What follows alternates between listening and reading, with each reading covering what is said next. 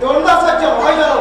আৰু সেইটোৱে অংগাধিপতি সেই সেনাপতিৰ কথাই মোক চিন্তান্বিত কৰি পৰিছে, নিশব্দ কৰি পেলাইছে এই যুৱক।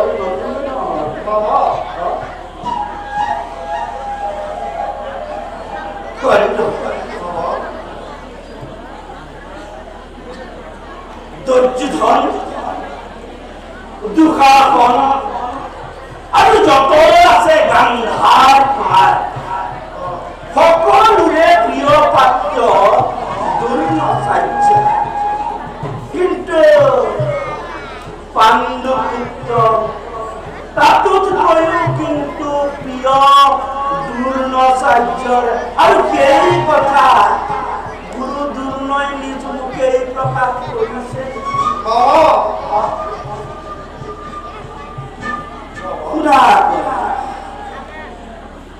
এই দ্ৰোণাচাৰ্যই কোন হতে নিজৰ মৰম চেনেহ বিসৰ্জন দি